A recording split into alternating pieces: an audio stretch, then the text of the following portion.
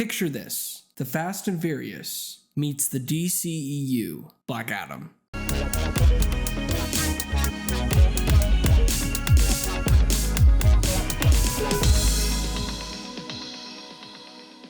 Hey guys, my name is Joseph Curtis, and if you love movies just as much as me, you have come to the right place. Now do me a huge solid and click that like and subscribe button. Also, if you want to follow me on the following social platforms, that would be great as well. Now, with that out of the way, let's start talking about Black Adam. Now, when I say this movie has been in the making for a long time, I'm not lying. This man, Dwayne "The Rock" Johnson, was cast back in 2007, I believe, nearly 15 years ago. What did I think about this highly anticipated anti-hero superhero film?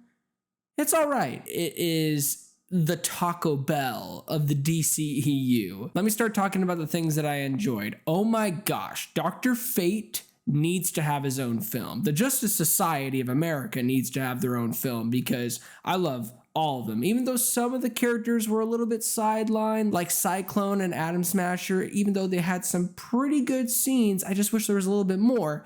But the standout is obviously Dwayne "The Rock." Let me just get that out of the way. Dwayne "The Rock" was born to play this. He is insanely good in this role. Like every single time he is on screen, you believe him as Black Adam. Yeah, I still see him as Dwayne "The Rock", as The Rock, like he's the entertainer, the performer. He kind of plays the same role in every film, but in this one, it's not that entirely. He doesn't play the same quippy, charismatic guy as he does in other films like Fast and Furious or Central Intelligence. He brings more of a tortured man in this role. He brings more of a emotional toll in this character, and I really bought into it. I really bought into this character in a development of why he is the way he is. Why is he going down this murderous path?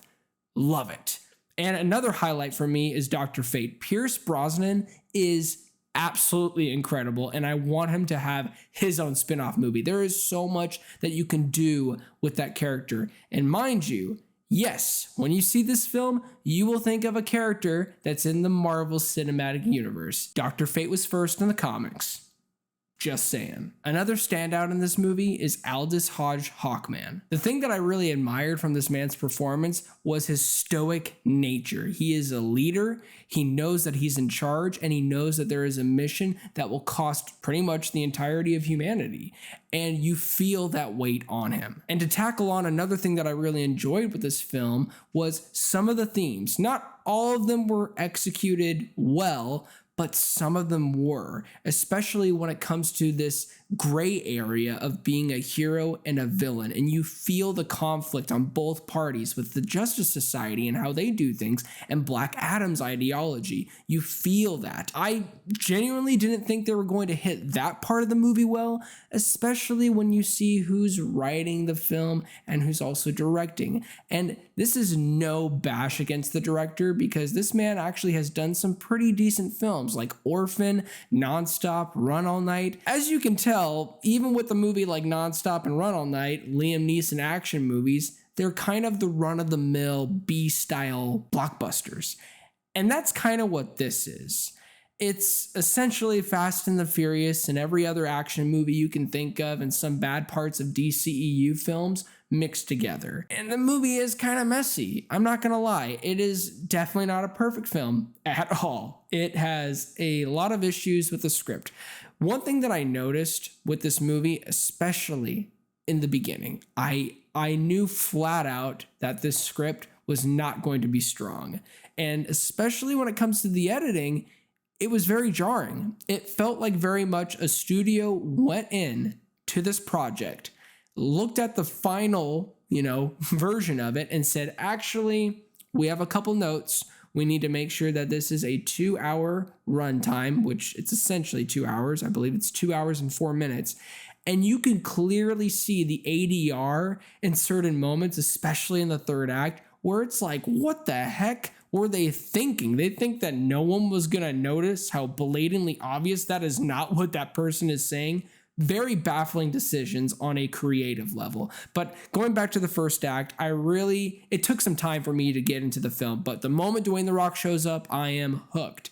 But when it comes to the story, the editing, some of the dialogue, there's a difference between showing and telling. And this movie did a lot more of telling when it came to the story. I want to feel these characters. I want to get to know them, but you don't have to lay out every single thing for me. And they did that for the very first 5-minute sequence, especially, they're trying to show 5,000 years ago, this is where Black Adam came from. But it gave me very much of that vibe from the Justice League film, where Wonder Woman was giving Ben Affleck's Batman a speech about Steppenwolf and how, like, thousands of years ago, people came together. It was just flat. And that's exactly what I can say to describe this script.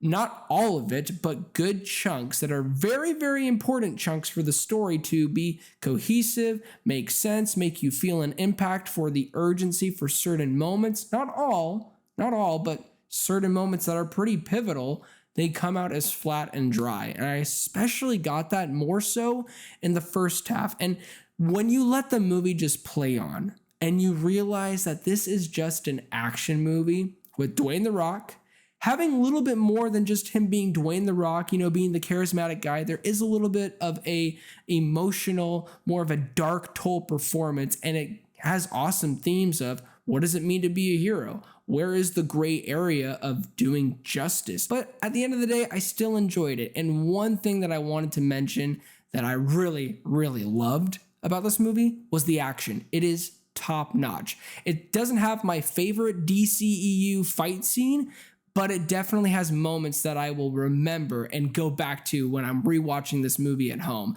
There are plenty of great violent death sequences that Black Adam portrays in this film. It is brutal, it is action-packed, and the moment Dwayne The Rock steps into this film, it is a very fast-paced Taco Bell movie. And I think if you have expectations that are not as high as sadly I had, I think you'll walk away having a really great time with this movie. And with that being said, I'm going to give this movie a solid 7 out of 10.